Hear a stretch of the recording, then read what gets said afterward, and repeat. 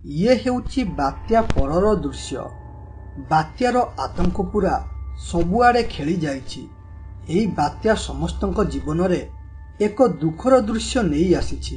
कहार घरद्वार भांगिछि तो आउ कहार चाष जमी नष्ट हो जाइछि। आरे ए सूर्या भाई, ए बात्या मोर सब किछि नष्ट करदेला रे। मु पूरा बर्बाद होई गली। मु चाष पाई बैंक रु लोन आनिथिली। एथर मध्य मोर चाष भल होइथिला। मते तो लागुथिला एथर भल टंका रोजगार हेबो। हेले चाष बाहरिबा पूर्वरु बात्या आसी मो चाष जमी सब नष्ट करदेला। एबे मु बैंक लोन केमिति सुझिबी, किपरि बंचिबी? हईरे माधव, यह केवल तोर एकला समस्या नुह, बरं सबु चाषी मानकर समस्या। तोर तो केवल चाष जमी नष्ट होइछि, मोर तो चाष जमी सह घर मध्य नष्ट हो जाइछि। एबे मु रहिबी कोउठी, खाइबी कोन, किछि भी बुझी पारुनी रे। हे प्रभु, एबे तुमे ही बंचिबार किछि बाटो देखाओ। एपरि प्रत्येक लोकंकर जीवन रे किछि ना किछि दुख बात्या आनी देइछि। गाँ लोक भाबुथिले एहा हेउछि शेष दुख, हेले से जानि नथिले ये तो बास आरंभ थिला। आगोकू एक भयंकर दुख आसीबार थिला। मु एपरि कहिबार कारण कोन, आगोकू देखो। सूर्या तार चाष जमी पाखकू जाउथिला। से जाउथिबा बेले देखिला जंगल भितरु एक अजीब प्रकार हलचल हेउछि। सते जेमिति जंगल भितरे पुणी एक झड़ सृष्टि होई जिवो। एहा देखि ता मनरे एक जिज्ञासा सृष्टि हेला जंगल रे कोन हेउछि देखिबा पाई। तेणु हलचल हेउथिबा जागा आड़कू गला एवं से जागा उपरे पहुंचबा परे एमिति एक जिनिष देखिला जाहाकू देखि से तार आखि को विश्वास करि पारिला नाही। से देखिला एक बात्या भूत सेठारे थाए। हा हा हा, मु एबे आजाद। एबे मते केही रोकी पारिबे नाही। बास मु बहुत दिन रु अपेक्षा करथिले केमिति एक बड़ बात्या हेबो ओ मु बंधन रु मुक्त हेबी। आज से दिन आसीगला। शेषरे मु मुक्त होई गली। एबे हेबो मृत्युर तांडव। गोटे परे गोटे मनुष्य को मारी खाई मो पेट पुराइबी। आ मु भी देखिबे एबे किए मते अटकाउछि। बाप रे बाप, ये कौन? एते भयंकर भूतटा केउठी आसिला? ओ एठाकू केमिति आसिला? लागुछि ये बात्या जोगु एठारे प्रकट होइछि। गोटिए भय जाइनी, आउ एक भय सृष्टि हेला। हे प्रभु, एबे आमे कोन करिबु? एमितिरे आम चाष जमी सबु नष्ट हो जाइछि। खाइबा पाई किछि नाही। भोक उपासरे मरिबु कि कोन ठीक नाही। हेले ये एबे आउ एक भयंकर भय मारी आसिलानी। सूर्या एतिकी कहिछि कि नाही, भूत को हठात मनीषर बास्ना आसिला। मनीष बास्ना पाई से कहिला, अरे लागुछि एई पाखरे किए मनीष अछि बोधे, जे कि मते देखि सारिलानी। तेणु मते शीघ्र से मनीष को मारिबाकू पड़िबो, नहले ये जाई सबुआड़े मो विषय कहीदेब, जहा द्वारा लोके सतर्क होई जिबे एवं मते आउ किछि भी मिलिबो नाही। अरे भूत तो एबे एबे जोरे पाटी करी हसुथिला, हेले एबे कोन बड़ बड़ होई गपी जाउछि। से आउ मो विषय जानि जाइनी तो, तेणु मते शीघ्र एठारु जीवाकू पड़िबो, नहले एटा जेमिति भयंकर होइछि संगे संगे मते गोटा चोबाई चोबाई खाई जिवो। सूर्या एतिकी कहिछि कि नाही, हठात गोटिए आलोक ता आड़कू आसिला ओ ताकू भूत पाखकू नेई बात्या भितरे पुराई देला। एवं तापरे भूत कहिला, अरे ये भाबितिला मु अन्य भूतंक परि कमजोर, तेणु ये लुचिकी देखिबो ओ मु जानि पारिबि नाही। मनीष सर्वदा एई चालाकी देखाइबा चक्कर रे मृत्यु आड़कू चली जाउछंती। एबे ठारू आरंभ हेला मृत्युर तांडव। भूत एपरी कही आगकू मारी चलिला एवं एठारे सूर्या घर को फेरिबा विलंब हेबारु ता पुओ ताकू खोजु थाए। अरे ए माधव दादा, तमर ओ मो बापांकर बहुत भल संग। तमे एठारे अछ, ହେଲେ ମୋ ବାପା କୁଆଡ଼େ ଗଲେ? ସେ ସକାଳୁ ଘରୁ ଯାଇଛନ୍ତି ଯେ ଏପର୍ଯ୍ୟନ୍ତ ଆସିନାହାନ୍ତି। ସେ କେବେ ବି ଏତେ ପର୍ଯ୍ୟନ୍ତ ବାହାରେ ରୁହନ୍ତି ନାହିଁ। ମୁଁ ତ ବହୁତ ଆଡ଼େ ଖୋଜି ସାରିଲିନି, ଅଥଚ ତାଙ୍କୁ ପାଉନି। ତମେ ତାଙ୍କୁ ଦେଖିଛ କି? ଆରେ ବିଜୁ, ମୁଁ ସକାଳେ ତ ବାପା ସାଥିରେ ଶେଷ ଥର ପାଇଁ କଥା ହୋଇଥିଲି, ହେଲେ ତାପରେ ଆଉ ତାଙ୍କୁ ଦେଖିନି। ହେଲେ ହଁ, ମୋ ସାଥିରେ କଥା ହେବା ପରେ କହୁଥିଲା ଚାଷ ଜମି ଆଡ଼କୁ ଯିବ ବୋଲି। ବୋଧେ ସେଇଆଡ଼େ ଯାଇଥିବ। ତେଣୁ ତୁ ଗୋଟେ କାମ କର, ଚାଷ ଜମି ଆଡ଼କୁ ଟିକେ ଯା। ଚାଷ ଜମି ଆଡ଼ୁ ଟିକେ ତୋର ବାପାଙ୍କୁ ଖୋଜି ଆସ। ଦେଖିବୁ ସେ ନିଶ୍ଚିତ ମିଳିଯିବେ। ଜମିର ଧାନ ଗୁଡ଼ିକ ବହୁତ ଅଡ଼ୁଆ ହୋଇଯାଇଥିଲା, ତେଣୁ ସେଗୁଡ଼ାକୁ ବୋଧେ ତୋ ବାପା ସଜାଡ଼ୁଥିବେ। ତେଣୁ ଘରକୁ ଆସିବା ବିଳମ୍ବ ହେଉଛି। ଏହା ଶୁଣି ବିଜୁ ଚାଷ ଜମି ଆଡ଼କୁ ଯିବାରେ ଲାଗିଲା। ସେ କିଛି ବାଟ ଗଲା ପରେ ଯାଇ ତାଙ୍କ ଜମି ପାଖରେ ପହଞ୍ଚିଗଲା ଓ ସେଠାରେ ପହଞ୍ଚି ଦେଖେ ତ ତା ବାପା ନାହାନ୍ତି। ତେଣୁ ସେ ତାର ବାପାଙ୍କୁ ଜୋରରେ ପାଟି କରି ଡାକିଲା।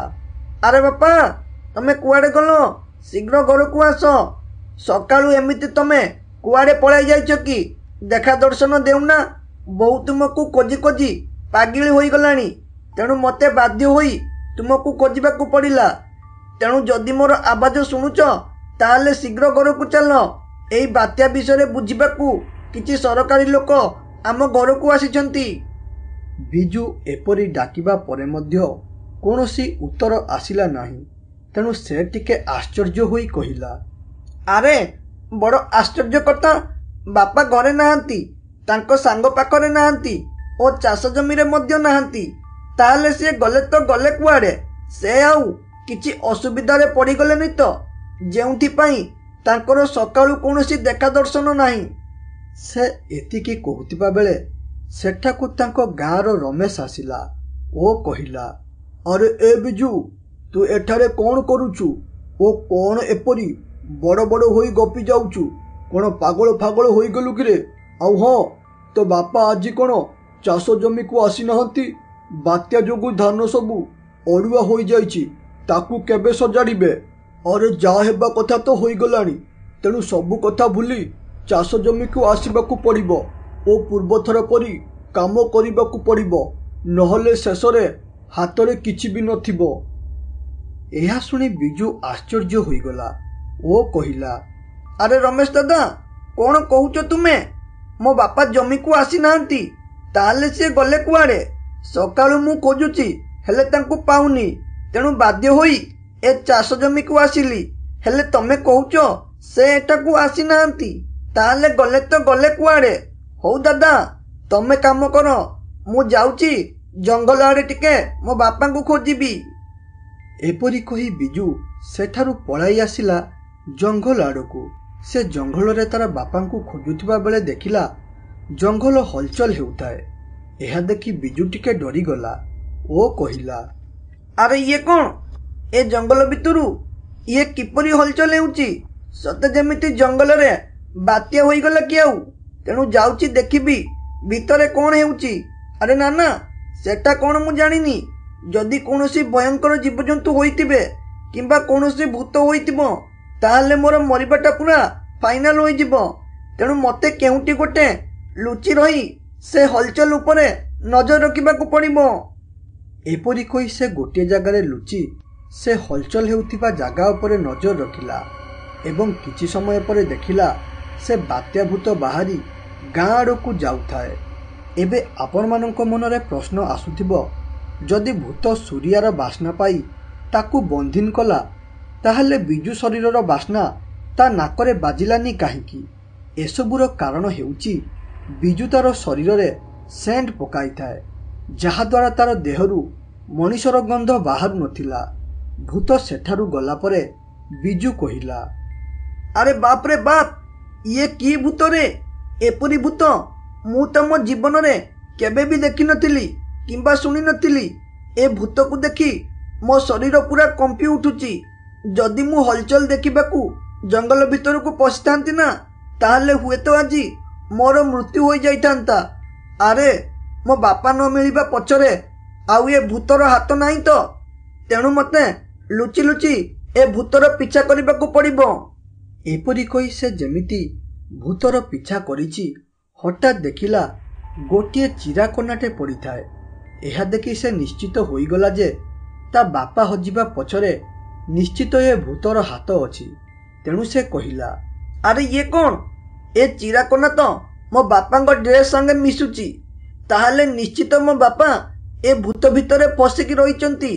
ତେଣୁ ମୋତେ କିଛି ଗୋଟେ କରି ମୋ ବାପାଙ୍କୁ ଏ ଭୂତଠାରୁ ବଞ୍ଚାଇବାକୁ ପଡ଼ିବ। ନହେଲେ ଏ ଭୂତ ମୋ ବାପାଙ୍କୁ ଜୀବନରୁ ମାରିଦେବ। ହେଲେ ମୁଁ କ'ଣ କରି ମୋ ବାପାଙ୍କୁ ବଞ୍ଚାଇବି? କ'ଣ କରିବି? ସେ ଏପରି ଭାବୁଥିବା ବେଳେ ହଠାତ୍ ମନେ ପଡ଼ିଗଲା ତାଙ୍କ ଗାଁ ପୂଜାରୀ କଥା। ଆରେ ଏ ବିଜୁ, ତୋ ଉପରେ ଆଗକୁ ବହୁତ ବଡ଼ ବିପଦ ଆସିବାର ସମ୍ଭାବନା ଅଛି। ଯଦି ସମୟ ଥାଉ ଥାଉ ତୁ ସତର୍କ ନ ରହୁ ତାହେଲେ ଏଥିରେ ତୋର ମୃତ୍ୟୁ ମଧ୍ୟ ହୋଇଯାଇପାରେ। ମୁଁ ଏପରି ଭବିଷ୍ୟବାଣୀ କାହାକୁ ବି କରେନି। ତୋତେ କହିବାର କାରଣ ହେଉଛି ତୋର ଭକ୍ତି ଓ ପ୍ରତ୍ୟେକ ଦିନ ମନ୍ଦିର ଆସିବା ଦେଖି ମୁଁ ବହୁତ ପ୍ରସନ୍ନ। ତେଣୁ ତୋତେ ଏପରି କହୁଛି। ତମେ କଳିଯୁଗର ଛୁଆ, ହୁଏତ ମୋ କଥାକୁ ବିଶ୍ୱାସ ନ କରିପାର, ହେଲେ ଏହା ନିରାଟ ସତ୍ୟ କଥା। ଆରେ ବାବା, ମୁଁ କାହିଁକି ତୁମ କଥାକୁ ବିଶ୍ୱାସ କରିବି ନାହିଁ? ମୁଁ ବିଶ୍ୱାସ କରୁଛି ତୁମ କଥା, ମାନୁଛି ମୁଁ କଳିଯୁଗର ଛୁଆ। ହେଲେ ୟା ମାନେ ଏଇଆ ନୁହେଁ ଯେ ମୁଁ କୌଣସି ଦୈବ୍ୟ ଶକ୍ତି ଉପରେ ଭରସା ରଖୁନି। ଯଦି ମୋର ଭରସା ନଥାନ୍ତା ତାହେଲେ ମୁଁ ମନ୍ଦିର ପ୍ରତ୍ୟେକ ଦିନ ଆସିନଥାନ୍ତି। ହଉ ଛାଡ଼ ସେ କଥା। ଏବେ କୁହ ବାବା, ମୁଁ ବିପଦରୁ କିପରି ରକ୍ଷା ପାଇବି ଓ କ'ଣ କରିପାରିବି? ଆରେ ବାବା ବିଜୁ, ଆସୁଥିବା ବିପଦକୁ ମୁଁ ସମ୍ପୂର୍ଣ୍ଣ ନଷ୍ଟ ନ କରିପାରିଲେ ମଧ୍ୟ ସେଥିରୁ ଅଳ୍ପ ବହୁତ ବଞ୍ଚାଇ ପାରିବି। ସେଥିରୁ ବଞ୍ଚିବାକୁ ହେଲେ ତୋତେ ଗୋଟିଏ ରୁଦ୍ରାକ୍ଷ ଦେବି। ତାକୁ ସର୍ବଦା ତୋ ହାତରେ ପିନ୍ଧିବୁ ଓ ଉପଯୁକ୍ତ ସମୟ ଦେଖି ୟାର ବ୍ୟବହାର କରିବୁ। ଆଉ ଗୋଟେ କଥା ମନେ ରଖ, ଏ ରୁଦ୍ରାକ୍ଷ ତୋ ପାଖରେ ଥାଉ ଥାଉ ତୋର କେହି କିଛି କରିପାରିବେ ନାହିଁ। ଏକଥା ବିଜୁର ମନେ ପଡ଼ିଗଲା। ତେଣୁ ସେ କହିଲା, ଆରେ ମୋତେ ମିଳିଗଲା ସେ ଭୂତ ସଙ୍ଗେ ଲଢ଼ିବାର ଉପାୟ। ସେ ଭୂତ ସାଙ୍ଗରେ କେବଳ ମୋ ରୁଦ୍ରାକ୍ଷ ଦ୍ୱାରା ଲଢ଼ିପାରିବି। ଏହି ରୁଦ୍ରାକ୍ଷ ଦ୍ୱାରା ସେ ଭୂତ ମରିବ। ତେଣୁ ଯଥାସମ୍ଭବ ମୋତେ ଭୂତ ପାଖକୁ ଯାଇ ତାକୁ ମାରିବାକୁ ପଡ଼ିବ ଓ ମୋର ବାପାଙ୍କୁ ବଞ୍ଚାଇବାକୁ ପଡ଼ିବ। ବିଜୁ ଏପରି କହି ଭୂତ ପାଖକୁ ସର୍ଟ ରାସ୍ତା ଦେଇ ଯିବାରେ ଲାଗିଲା ଏବଂ କିଛି ବାଟ ଗଲା ପରେ ଭୂତ ସାମ୍ନାକୁ ପଳାଇ ଆସିଲା। ଭୂତ ବିଜୁକୁ ଦେଖି ବହୁତ ଖୁସି ହୋଇଗଲା। ଏତିକି ବେଳେ ବିଜୁ କହିଲା, ଆରେ ଏ ଭୂତ ଭାଇ, ମୁଁ ଜାଣିଛି ତୋ ପାଖରେ ମୋ ବାପା ବନ୍ଦିନ ଅଛି। ତେଣୁ ଦୟାକରି ମୋ ବାପାଙ୍କୁ ଛାଡ଼ିଦେ ଓ ୟା ବଦଳରେ ତୁ ମୋତେ ଖାଇଦେ। ମୋ ବାପାଙ୍କୁ ମୋ ବୋଉ ବହୁତ ଖୋଜୁଛନ୍ତି। ମୋ ବାପାଙ୍କ ଉପରେ ଆମ ପରିବାର ପୁରା ନିର୍ଭର। ତେଣୁ ଦୟାକରି ମୋ ବାପାଙ୍କୁ ଏଠାରୁ ଯିବାକୁ ଦେ। ହଇରେ ମୂର୍ଖ ଛୁଆ, ତୁ କ'ଣ ଭାବିଲୁ ଏଇଟା ଗପ? ତୁ ଆସି କହିବୁ ଆଉ ମୁଁ ତୋର ବାପାଙ୍କୁ ଛାଡ଼ିଦେବି। ଯଦି ତୁ ଏପରି ଭାବୁଥିବୁ ତାହେଲେ ଭୁଲ ଭାବୁଛୁ। ଆଜି ମୁଁ ଏକା ସାଥିରେ ତୋତେ ମାରି ଖାଇବା ସହ ତୋର ବାପାକୁ ମଧ୍ୟ ଖାଇବି। ଚାଲି ଆସିଲା ବେଶୀ ଚାଲାକି ଦେଖାଇ ତାର ବାପାଙ୍କୁ ବଞ୍ଚାଇବାକୁ। ତୋ ବାପା ମଧ୍ୟ ଏପରି ଚାଲାକ କରି ମୋତେ ଲୁଚିକି ଦେଖୁଥିଲା। ତେଣୁ ସେ ଆଜି ମୋ ପାଖରେ ଅଛି। ତୁ ମଧ୍ୟ ଠିକ୍ ସେପରି କଲୁ। ତେଣୁ ତୁ ମଧ୍ୟ ମରିବୁ। ବିଜୁ ଏପରି ଶୁଣି ବହୁତ ଜୋରେ ରାଗିଗଲା। ତେଣୁ ତା ହାତରେ ଥିବା ରୁଦ୍ରାକ୍ଷକୁ ଭୂତ ଉପରକୁ ପକାଇଦେଲା, ଯାହାଦ୍ୱାରା ସେ ରୁଦ୍ରାକ୍ଷ ଭୂତ ବାତ୍ୟାରେ ବାଜିଲା, ଯାହାଦ୍ୱାରା ଭୂତ ସେଇଠାରେ ମରିଗଲା ଓ ତାପରେ ବିଜୁର ବାପା ଭୂତ ବନ୍ଦିନରୁ ମୁକ୍ତ ପାଇଲା ଏବଂ କହିଲା, ଆରେ ପୁଅ ବିଜୁ, ତୋ ଯୋଗୁଁ ଆଜି ମୁଁ ବଞ୍ଚିପାରିଲି।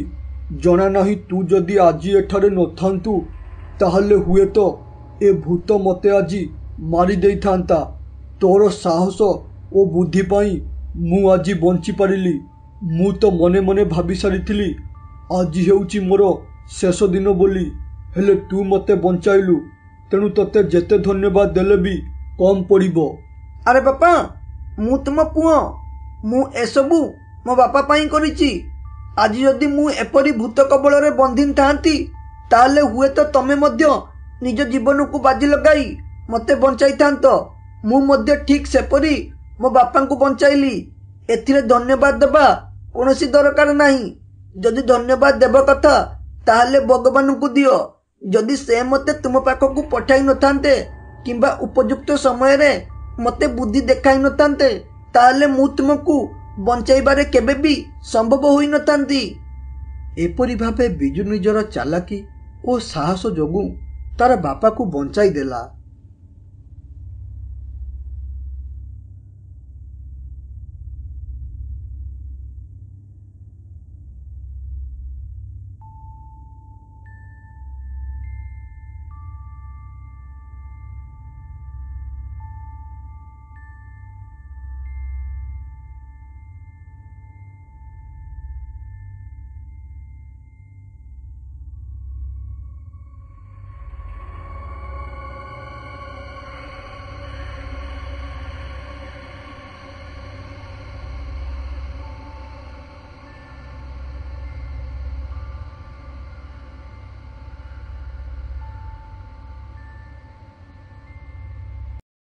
ଆରେ ମୋର ନାତି, ଦେଖିକି ସ୍କୁଲ ଯିବୁ। ଗଲା ବେଳେ କେଉଁଠି ରହିବୁନି। ଅଚିହ୍ନା ଲୋକଙ୍କ ହାତରୁ କିଛି ବି ଖାଦ୍ୟ ନେବୁନି କିମ୍ବା ଖାଇବୁନି। ଆଉ ହଁ, ଆର ସାହିର ବହୁତ କାମୁଡ଼ା କୁକୁର ବୁଲୁଛନ୍ତି। ସେ ମଣିଷ ଦେଖିଲା ମାନେ ଗୋଡ଼ାଉଛନ୍ତି। ତେଣୁ ଯଦି ସେ କୁକୁର ତୋତେ ଗୋଡ଼ାଇଲେ ତୁ ନ ଦୌଡ଼ି କୌଣସି ଏକ ଲୋକର ସାହାଯ୍ୟ ମାଗିବୁ। ଆରେ ଏ ରାଜୁ, ତୋର ବିଜୁର ବହୁତ ଭଲ ସାଙ୍ଗ, ତେଣୁ ତୁ ବିଜୁର ଟିକେ ଧ୍ୟାନ ରଖିଥିବୁ। ଆରେ ଜେଜେ, ତମେ ଜମା ବି ଚିନ୍ତା କର ନା। ମୁଁ ଠିକରେ ଯିବି ଓ ଠିକରେ ଆସିବି। ତମେ ପ୍ରତ୍ୟେକ ଦିନ ଗଲାବେଳେ ମୋତେ ଏପରି କଥା କହୁଛ। ମୁଁ ଏଇ କଥା ଶୁଣି ଶୁଣି ପୁରା ମନେ ରଖିଦେଲିଣି। ହଉ, ତମେ ଆଉ ମୋ କଥା ବେଶୀ ନ ଭାବି ଯାଅ ଶୋଇପଡ଼ିବ। ମୁଁ ସ୍କୁଲରୁ ଫେରିଲେ ମୋତେ ଗପ କହିବ। ଆଉ ହଁ, କାଲି ମୋତେ କହିଥିଲ ସତଭୂତ କଥା କହିବା ପାଇଁ, ତେଣୁ ମୋତେ ସତଭୂତ କଥା କହିବ। ବିଜୁ ଏପରି କହିବା ପରେ ଦୁହେଁ ମିଶି ସ୍କୁଲ ଗଲେ। ସେ ଦୁଇ ଜଣ କିଛି ବାଟ ଗଲା ପରେ ଗୋଟିଏ ଜାଗାରେ ଟିକେ ଛିଡ଼ା ହୋଇଗଲେ। ଏତିକି ବେଳେ ବିଜୁ କହିଲା, ଆରେ ଏ ରାଜୁ, ତୋର କ'ଣ ହୋଇଛି? ତୋ ମନ ଦୁଃଖ ଥିବା ପରି ଲାଗୁଛି କିରେ? କିଛି ଅସୁବିଧା ହୋଇଛି କିରେ? କିମ୍ବା ଘରେ ତତେ କେହି କିଛି କହିଛନ୍ତି କିରେ, ଯେଉଁଥିପାଇଁ ତୋର ମୁହଁ ଆଜି ଶୁଖିଲା ଶୁଖିଲା ଦେଖାଯାଉଛି ଓ ଦୁଃଖ ଦୁଃଖ ଲାଗୁଛି? ଆରେ ତୁ ପରା କମେଡିଆନ ପିଲାଟା। ଯଦି ତୁ ଏପରି ଦୁଃଖିତ ହେବୁ ତାହେଲେ ମୁଁ କ'ଣ କରିବି ରେ? ମୁଁ ବି ଦୁଃଖିତ ହୋଇଯିବି। ହଉ, ଏବେ କହ ତୋ ଦୁଃଖର କାରଣ କ'ଣ? ଆରେ ସାଙ୍ଗ ବିଜୁ, ତୁ ବହୁତ ଲକିରେ। କାରଣ ତୋ ପାଖରେ ତୋ ଜେଜେ ଅଛନ୍ତି, ଯିଏକି ତୋର ସର୍ବଦା ଯତ୍ନ କରୁଛନ୍ତି ଓ ଗପ କହୁଛନ୍ତି। ତୁ ପୁରା ଜେଜେଙ୍କ ସ୍ନେହ ପାଉଛୁ। ହେଲେ ମୋର ଜେଜେ ନାହାନ୍ତି। ମୁଁ ଜନ୍ମ ହେବା ଆଗରୁ କୁଆଡ଼େ ମୋ ଜେଜେ ମରିଯାଇଛନ୍ତି। ଯଦି ଆଜି ମୋ ଜେଜେ ମୋ ପାଖରେ ଥାନ୍ତେ ନା, ତାହେଲେ ହୁଏତ ଆଜି ମୁଁ ବି ସ୍ନେହ ପାଇଥାନ୍ତି। ଏକଥା ଭାବିଲେ ମୋତେ ବହୁତ ଦୁଃଖ ଲାଗେ। ଆରେ ସାଙ୍ଗ, ତୁ ଏଇ ଗୋଟିଏ କଥା ପାଇଁ ମନ ଦୁଃଖ କରୁଛୁ? ଆରେ ସାଙ୍ଗ, ତୋ ଜେଜେ ନଥିଲେ କ'ଣ ହେଲା? ମୋ ଜେଜେ ପରା ଅଛନ୍ତି। ମୋ ଜେଜେ କ'ଣ ତୋ ଜେଜେ ନୁହନ୍ତି କି? ହଉ ଛାଡ଼ ସେ କଥା। ତତେ ଗପ ଶୁଣିବାର ଅଛି ତ? ତାହେଲେ ତୁ ଆଜି ଆମ ଘରେ ରହିଯା। ରାତି ହେଲେ ମୋ ଜେଜେ ଆଜି ସତଭୂତ କଥା କହିବେ, ଯାହାକୁ ଆମେ ଦୁଇ ଜଣ ଶୁଣି ବହୁତ ଡରିବା ସହ ମଜା କରିବା। ନା କ'ଣ କହୁଛୁ? ହଉ, ଏବେ ଖୁସି ହୋଇଯା। ବିଜୁଠାରୁ ଏପରି କଥା ଶୁଣି ରାଜୁ ଟିକେ ଖୁସି ହୋଇଗଲା ଏବଂ ତାପରେ ଦୁହେଁ ମିଶି ସ୍କୁଲ ଗଲେ ଏବଂ ଧୀରେ ଧୀରେ ସମୟ ଗଡ଼ି ସ୍କୁଲ ଛୁଟି ହେଲା ଓ ତାପରେ ଦୁହେଁ ମିଶି ବିଜୁ ଘରକୁ ଆସିଲେ। ବିଜୁର ଫେରିବା ବାଟକୁ ତାର ଜେଜେ ଚାହିଁକି ଘର ଆଗରେ ଛିଡ଼ା ହୋଇଥାଏ ଓ ଯେମିତି ବିଜୁ ଓ ରାଜୁ ଘରେ ପହଞ୍ଚିଛନ୍ତି, ଜେଜେ ଦେଖି ବହୁତ ଖୁସି ହୋଇ ଶାନ୍ତିରେ ନିଶ୍ୱାସ ମାରି କହିଲେ, ଆରେ ନାତି, ତୋର ଆସିବା ଏତେ ବିଳମ୍ବ ହେଲା କାହିଁକି? ଜାଣିଛୁ, ତୋର ଆସିବା ଡେରି ହେବାରୁ ମୁଁ ବହୁତ ଚିନ୍ତାରେ ପଡ଼ିଯାଇଥିଲି।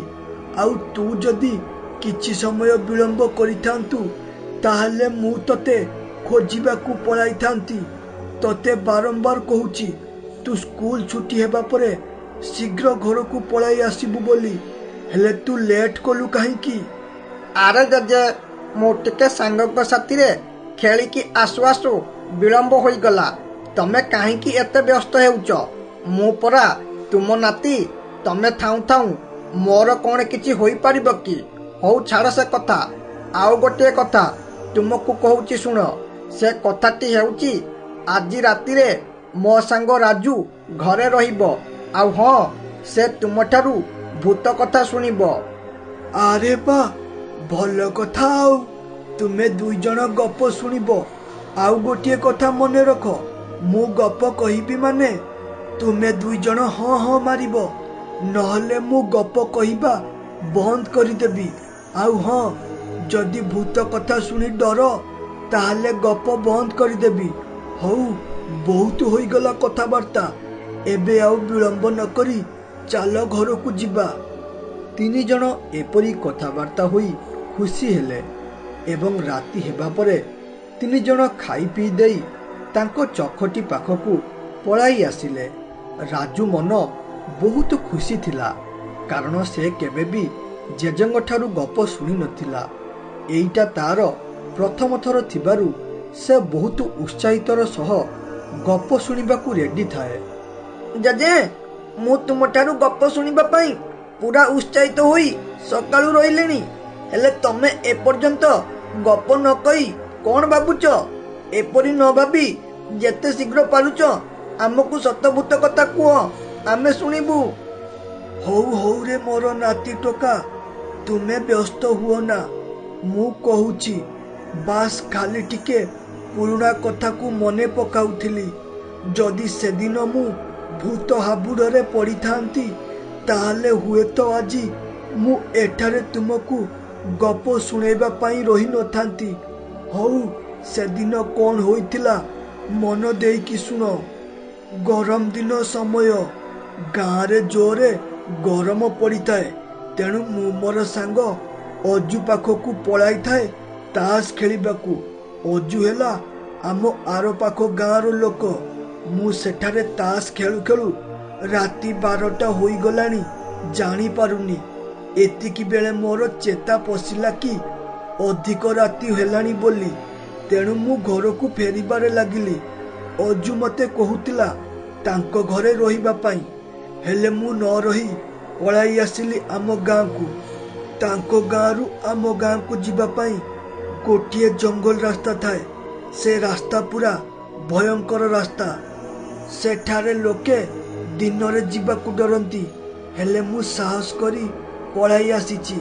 ହେଲେ ଏତିକି ବେଳେ ମୋର ନଜର ପଡ଼ିଲା ଗଛ ଉପରେ ଗୋଟିଏ ଶୈତାନ ବସିଥାଏ, ଯାହାର ନଖ ଓ ଦାନ୍ତ ବଡ଼ ବଡ଼ ଓ ଦେହରେ ପୁରା ବଡ଼ ବଡ଼ ରୁମ ଥାଏ। ଏହା ଦେଖି ମୁଁ ଡରିଗଲି, ହେଲେ ମନେ ମନେ ଭଗବାନଙ୍କୁ ଡାକି ଧୀରେ ଧୀରେ ସେଠାରୁ ପଳାଇ ଆସିଲି। ଆରେ ଜେଜେ, ବଢିଆ ଲାଗିଲା ଏ ଗପ ଶୁଣିବାକୁ। ମତେ ଏକଥା ଶୁଣି ବହୁତ ଡର ଲାଗୁଛି। ତାହେଲେ ଭାବ, ମୁଁ ଯଦି ତୁମ ଜାଗାରେ ସତରେ ଥାଆନ୍ତି ତାହେଲେ ଡରିକି ସେଇଠାରେ ମରିଯାଇଥାନ୍ତି। ତୁମ ସାହସକୁ ମାନିବାକୁ ପଡ଼ିବ। ତମେ ସେଠାରୁ ଖସିକି ପଳାଇ ଆସିଲ। ହଉ ଜେଜେ, ଆଉ ଗୋଟିଏ ଏପରି ସତଭୂତ କଥା କୁହ ଯେମିତି ଆମେ 2 ଜଣ ଭୟରେ ପୁରା କମ୍ପିବୁ। କୁହ କୁହ। ଆରେ ନାହିଁ ରେ ପିଲେ, ଆଜି ଆଉ ଗପ କହିପାରିବିନି, କାରଣ ମୋ ଦେହ ବହୁତ ଖରାପ ଥିବାରୁ ମୁଁ ପୁରା ଥକି ଯାଇଛି। ଆଜି ମୋର ଜମା ବି ଗପ କହିବାକୁ ଇଚ୍ଛା ନଥିଲା, ହେଲେ ରାଜୁ ଘରକୁ ଆସିଛି ବୋଲି ମୁଁ ବାଧ୍ୟ ହେଲି ଗପ କହିବାକୁ। ହଉ, ଆଜି ଶୋଇପଡ଼, ଆଉ କେବେ ସତଭୂତ କଥା କହିବି। ଜେଜେ ନାତିଙ୍କ ଭିତରେ ଏପରି କଥାବାର୍ତ୍ତା ଚାଲିଲା ଏବଂ ତା ପରଦିନ ସକାଳ ହେବା ପରେ ରାଜୁ ତାଙ୍କ ଘରକୁ ଗଲା ଓ ଘରେ ପହଞ୍ଚିବା ପରେ ରାଜୁ ବାପା ସଞ୍ଜୟ ଦେଖିଲା ତା ପୁଅ ମନ ବହୁତ ଦୁଃଖ ଥାଏ। ଏହା ଦେଖି ସେ ପଚାରିଲେ, ଆରେ ପୁଅ ରାଜୁ, ତୋର କ'ଣ ହୋଇଛି? ତୁ ଏପରି ଦୁଃଖିତ ଥିଲା ପରି ଲାଗୁଛୁ। ତୁ ତ କାଲି ରାତି ସାରା ତୋର ସାଙ୍ଗ ଘରେ ଥିଲୁ। ସେଠାରେ ଜମା ବି ପାଠ ପଢୁନଥିଲୁ, ଖାଲି ଖେଳୁଥିଲୁ। ଏଥିରେ ତ ବହୁତ ଖୁସି ହେବା କଥା। ତୁ ଦୁଃଖ କରୁଛୁ? ତୋର ଆଉ ବିଜୁର ଝଗଡ଼ା ହୋଇଗଲା କି ନା କିଛି ଅସୁବିଧା ହୋଇଛି କହ? ବାପା, ମୋର ଓ ବିଜୁର କିଛି ବି ଝଗଡ଼ା ହୋଇନି। ହେଲେ ମୋ ମନରେ ସର୍ବଦା ଗୋଟିଏ ଦୁଃଖ ଅଟକୁଛି ଓ ସେଇଟା ହେଲା ବିଜୁର ଜେଜେ ଅଛନ୍ତି। ସେ ତାଙ୍କୁ ସର୍ବଦା ସ୍ନେହ ଶ୍ରଦ୍ଧା କରୁଛନ୍ତି, ହେଲେ ମୋ ଜେଜେ କୁଆଡେ ଗଲେ? ସେ କାହିଁକି ମତେ ଦେଖା ଦେଉନାହାନ୍ତି? ମତେ ବି ମୋ ଜେଜେଙ୍କ ସ୍ନେହ ଶ୍ରଦ୍ଧା ଦରକାର। ତମେ କାହିଁକି ମୋ ଜେଜେଙ୍କୁ ବଞ୍ଚାଇ ପାରିଲ ନାହିଁ? ଯଦି ମୋ ଜେଜେ ଆଜି ଥାଆନ୍ତେ ତାହେଲେ ମୁଁ ବି ବିଜୁ ପରି ଗପ ଶୁଣି ବହୁତ ଖୁସି ହୋଇଥାନ୍ତି। ଆରେ ପୁଅ, ମୁଁ ବୁଝିପାରୁଛି ତ ଦୁଃଖ। ଯଦି ତ ଜେଜେଙ୍କ ଦେହ ଖରାପ ହୋଇଥାନ୍ତା ତାହେଲେ ହୁଏତ ମୁଁ କିଛି ଗୋଟେ କରି ଟଙ୍କା ଖର୍ଚ୍ଚ କରି ଭଲ କରିଦେଇଥାନ୍ତି। ହେଲେ ତ ଜେଜେ ଯେପରି ମଲେ ତାଙ୍କୁ ବଞ୍ଚାଇବା ବହୁତ କଷ୍ଟକର ଥିଲା। ସେ ମରିଛନ୍ତି ସତ, ହେଲେ ଗୋଟିଏ ବୀର ପୁରୁଷ ଭାବେ ମରିଛନ୍ତି। ମୁଁ ତତେ ତ ଜେଜେଙ୍କ ମରିବା ବିଷୟରେ କେବେ ବି କହିନଥିଲି, ହେଲେ ଆଜି କହୁଛି ଶୁଣ। ଆଜିଠୁ 25 ବର୍ଷ ତଳେ ଆମ ଗାଁରେ ଗୋଟିଏ ଭୟଙ୍କର ଭୂତ ପଶି ଗାଁର ଲୋକଙ୍କୁ ମାରୁଥିଲା। ସେ ଭୂତକୁ ଡରି କେହି ବି ଘରୁ ବାହାରୁ ନଥିଲେ। ହେଲେ ତ ଜେଜେ ଗାଁ ଲୋକଙ୍କୁ ବଞ୍ଚାଇବା ପାଇଁ ସେ ଭୂତ ସଙ୍ଗେ ଲଢ଼ିଲେ। ଲଢ଼ି ଲଢ଼ି ଭୂତକୁ ମାରିବା ସହ ନିଜେ ମଧ୍ୟ ମଲେ। ମୁଁ ତାଙ୍କୁ ସେଦିନ ବହୁତ ଅଟକାଉଥିଲି ନ ଯିବା ପାଇଁ, ହେଲେ ସେ ମୋ କଥାକୁ ନ ମାନି ଭୂତ ସଙ୍ଗେ ଲଢ଼ିଲେ ଓ ମଲେ। ଆଜି ଯଦି ଗାଁ ଲୋକ ଶାନ୍ତିରେ ବୁଲୁଛନ୍ତି ତାହେଲେ ତ ଜେଜେଙ୍କ ପାଇଁ। ଏହା ଶୁଣି ରାଜୁ ଦୁଃଖ କରୁଥିଲେ ମଧ୍ୟ ତା ଜେଜେଙ୍କର ବାହାଦୁରୀ ପାଇଁ ବହୁତ ଖୁସି ହେଲା। ବାପ ପୁଅ ଏପରି କଥା ହେଉଥିବା ବେଳେ ଘର ବାହାରୁ ବିଜୁ ଡାକିଲା, ଆରେ ସାଙ୍ଗ, ଆ ଯିବା ଜଙ୍ଗଲ ଆଡ଼କୁ ଖେଳିବାକୁ। ସେଠାରେ ଖେଳିବା ସହ ମିଠା ମିଠା ଜାମୁକୋଳି ଖାଇବା ଓ ମଜା କରିବା। ତେଣୁ ଶୀଘ୍ର ଚାଲ ଯିବା। ମିଠା ଜାମୁକୋଳି ଗଛ ଦେଖି ଚଢ଼ିଯିବା, ନହେଲେ ଯଦି ଅନ୍ୟ ସାହି ପିଲା ସେଠାକୁ ଆଗେ ପଳାନ୍ତି ତାହେଲେ ଆମେ କିଛି ବି ପାଇବା ନାହିଁ। ଏହା ଶୁଣିବା ପରେ ରାଜୁ ଘର ବାହାରକୁ ଆସିଲା ଓ ତାପରେ ଦୁହେଁ ମିଶି ଜଙ୍ଗଲ ଆଡ଼କୁ ଗଲେ। ସେ ଜଙ୍ଗଲରେ ପହଞ୍ଚିଛନ୍ତି କି ନାହିଁ ହଠାତ୍ ଗୋଟିଏ ଆବାଜ ଆସିଲା। ସେ ଆବାଜ ଶୁଣି ଏପରି ଲାଗୁଥିଲା ସତେ ଯେମିତି କିଏ ଗୋଟିଏ ଅସୁବିଧାରେ ପଡ଼ିଛି। ଆରେ କିଏ କୋଉଠି ଅଛ? ମତେ ବଞ୍ଚାଅ ରେ, ନହେଲେ ଏଠାରେ ଏ ଭୂତ ମତେ ମାରିଦେବ। ଘରେ ମୋର ପିଲା ଛୁଆ ଅଛନ୍ତି, ଦୟାକରି ମତେ ରକ୍ଷା କର। କିଏ ରକ୍ଷା କର ରେ, କିଏ ମତେ ବଞ୍ଚାଅ ରେ। ଏହା ଶୁଣି ରାଜୁ କହିଲା, ଆରେ ବିଜୁ, କିଏ ବୋଧେ ଜଙ୍ଗଲରେ ଅସୁବିଧାରେ ପଡ଼ିଛି। ଚାଲ ତାର ସାହାଯ୍ୟ କରିବା, ନହେଲେ ସେ ମରିଯିବ। ତାଙ୍କୁ ବଞ୍ଚାଇବା, ତାକୁ ବଞ୍ଚାଇଲେ ସେ ତାର ପିଲାଛୁଆ ପାଖକୁ ଫେରିଯିବ। ଆରେ ଏ ରାଜୁ, ତୁ ପାଗଳ ହୋଇଗଲୁଣି କି? ତୁ ବୋଧେ ଶୁଣିପାରିଲୁନି ସେ କ'ଣ କହୁଛି? ତାକୁ ଗୋଟିଏ ଭୂତ ବନ୍ଦିନ କରି ରଖିଛି। ଭୂତ ସଙ୍ଗେ ଆମେ ଲଢ଼ି ପାରିବା ନାହିଁ, ତେଣୁ ଚାଲ ଏଠାରୁ ପଳାଇବା। ସିଏ ମଲା କି ଗଲା ଆମର କ'ଣ ଯାଉଛି? ଆରେ ବିଜୁ, ତୁ ବୋଧେ ଶୁଣିପାରିଲୁ ନାହିଁ। ସେ ଅସୁବିଧାରେ ପଡ଼ିଛି। ତାଙ୍କୁ କେବଳ ଆମ ଛଡ଼ା କେହି ବି ସାହାଯ୍ୟ କରିପାରିବେ ନାହିଁ। ଯଦି ଆଜି ଆମେ ଏଠାରୁ ପଳାଇବା ତାହେଲେ ବିଚରା ପ୍ରାଣୀଟି ମରିଯିବ। ତେଣୁ ତୁ ଯଦି ଯିବା କଥା ଯା, ମୁଁ ସେ ପ୍ରାଣୀର ସାହାଯ୍ୟ କରିବି। ଏହା ଶୁଣି ବିଜୁ ଡରରେ ଗଲାନି, ହେଲେ ରାଜୁ ଆବାଜ ଆସୁଥିବା ଜାଗା ଆଡ଼କୁ ଗଲା ଏବଂ ଆବାଜ ଆସୁଥିବା ଜାଗାରେ ପହଞ୍ଚିବା ପରେ ସେ ଦେଖିଲା ଗୋଟିଏ ବିଲୁଆ ଗଛରେ ବନ୍ଧା ହୋଇଥାଏ। ବିଲୁଆ ରାଜୁକୁ ଦେଖିବା ପରେ କହିଲା, ଆରେ ଏ ପୁଅ, ଦୟାକରି ମତେ ଏଠାରୁ ମୁକୁଳା। ମୁଁ ମୋର ଘରକୁ ଯିବାକୁ ଚାହୁଁଛି। ଯଦି ମୁଁ ଏଠାରୁ ନ ଯାଏ ତାହେଲେ ସେ ଭୂତ ଆସିଲେ ମତେ ମାରିଦେବ। ତେଣୁ କିଛି ଗୋଟେ କରି ମତେ ଏଠାରୁ ଖୋଲିଦେ ପୁଅ।